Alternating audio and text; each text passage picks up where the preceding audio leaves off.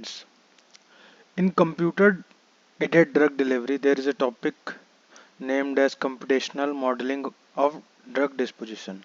So we start from this topic today and discuss about its different aspects. So starting from computational modeling of drug disposition. So generally computational modeling, हम लोग इतना जानते हैं कि drug disposition means क्या होता है। तो ड्रग डिस्पोजिशन में जनरली हमारे एब्जॉर्प्शन, डिस्ट्रीब्यूशन, मेटाबॉलिज्म, एक्सक्रीशन, ये सारी चीजें आती है कि ड्रग्स कैसे बॉडी में जाके एक्ट करता है और कैसे अपना थेरापेटिक इफेक्ट देता है। तो कैसे उसका एब्जॉर्प्शन, डिस्ट्रीब्यूशन, मेटाबॉलिज्म, एक्सक्रीशन, ये सारी चीजें होती हैं।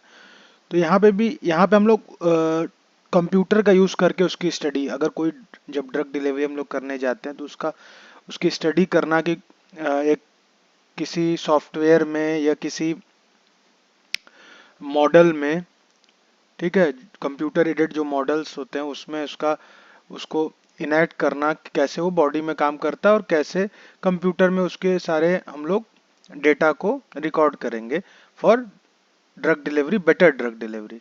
So generally enhancing the computational power, the important advances in the in silicon modeling algorithm, ये इसमें है।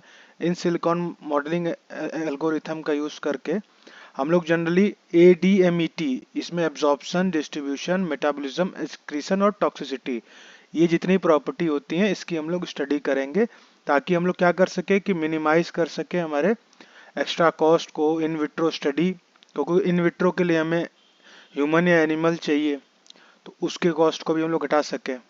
ठीक है। और अर्ली फेज मतलब जब ड्रग डिस्कवरी का अर्ली फेजेस में ये सब जो प्रॉब्लम्स आती है इसको हम लोग एलिमिनेट कर सके, इसीलिए हम लोग जो है कंप्यूटेशनल मॉडलिंग का यूज करते हैं। ठीक है। तो अब हम लोग इसमें और आगे देखेंगे कि high efficacy in in vitro ADMET, तो जो भी हम लोग एब्जॉर्प्शन, डिस्ट्रीब्यूशन, मेटाबॉलिज्म, एक्सक्रीशन और टॉक्सिकोलॉजी की जो प्रॉपर्टी पढ़ते हैं या उसका जो इवेल्युएशन करते हैं वो कंप्यूटर जब हम लोग यूज करेंगे तो वो हाई इफिकेसी की होगी, हाईली इफिशियंट होगी। ठीक है।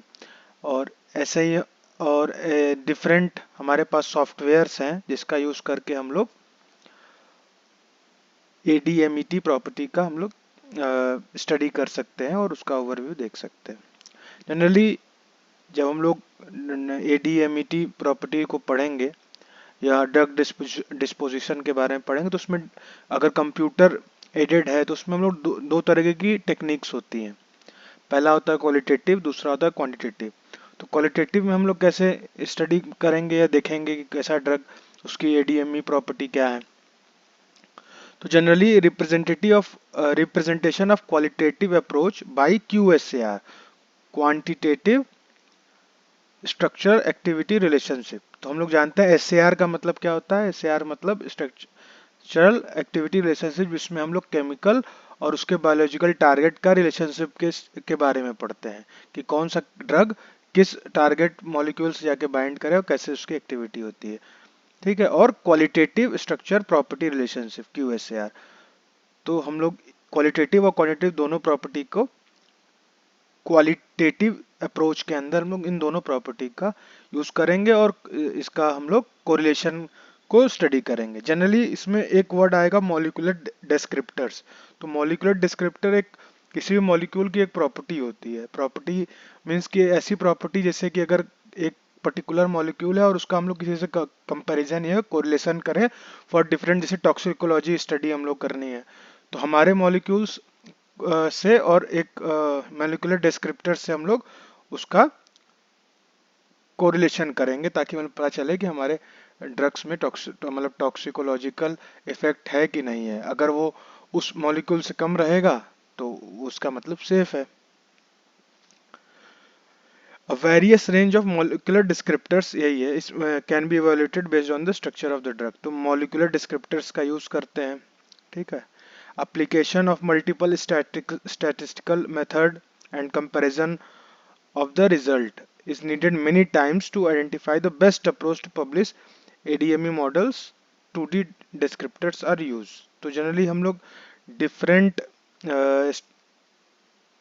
स्टैटिकल मेथड का भी यूज करेंगे और कंपैरिजन करेंगे ताकि हमें बेस्ट हमारा रिजल्ट मिले कि बेस्ट कौन सा वे होगा कि हम लोग एडीएमई प्रॉपर्टी की बेस्ट स्टडी कर सके और हमें बेस्ट रिजल्ट मिल सके।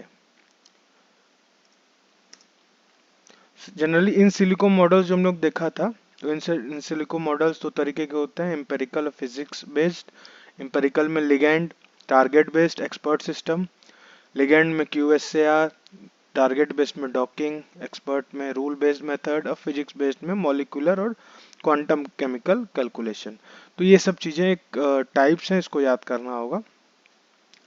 एग्जाम में आता है तो थोड़ा सा इसके बारे में डेफिनेशन और ये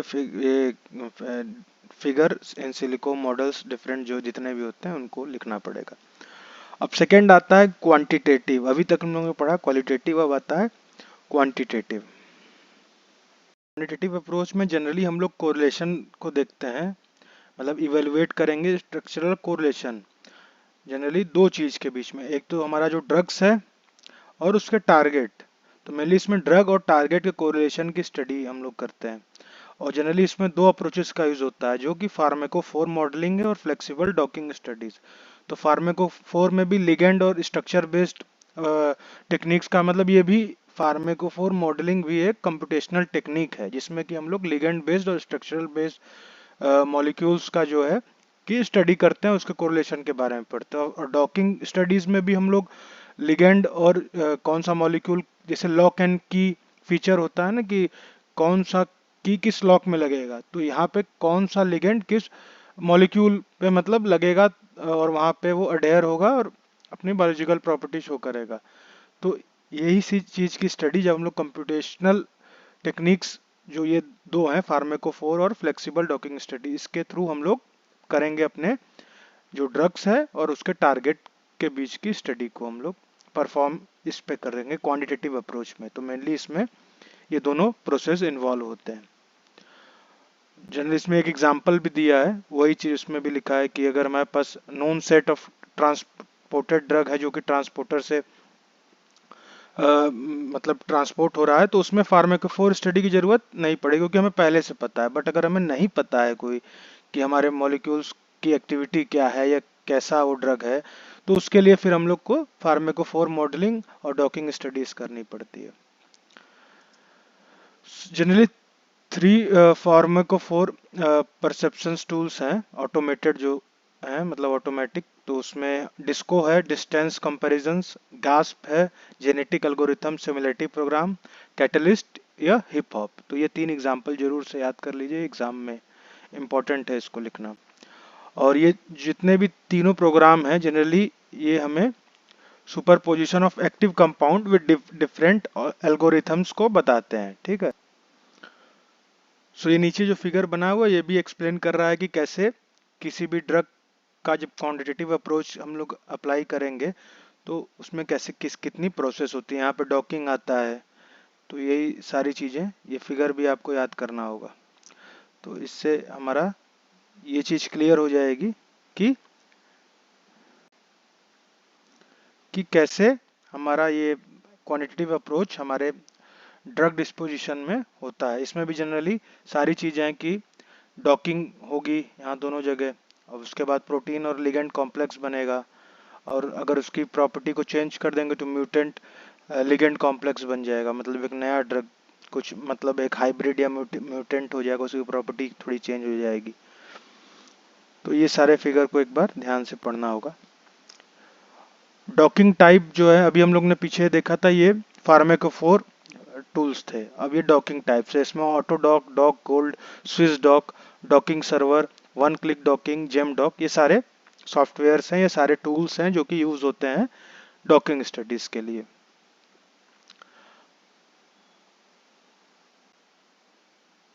इस वीडियो में हम लोग ने ड्रग डिस्पोजिशन कैसे होता है generally computer aided drug delivery में, उसके बारे में स्टडी किया। कितने जनरली दो ही मॉडलिंग टेक्निक्स होती हैं, क्वांटिटेटिव और क्वालिटेटिव। तो क्वालिटेटिव और क्वांटिटेटिव हम लोग ने दोनों को स्टडी किया और उसके दोनों के एग्जाम्पल और कैसे क्या प्रोसेस है वो पढ़ा। अब नेक्स्ट वीडियो में हम लोग आगे के जैसे पूरे ADMET जो प्रोसेस है, ADME प्रोसेस, उसके बारे में कि एब्जॉर्प्शन से लेकर एक्सक्रीशन तक क्या चीज़ें कैसे होती हैं, तो वो मतलब हम लोग पढ़ेंगे। तो इस वीडियो में बस इतना ही। Thank you for watching the video.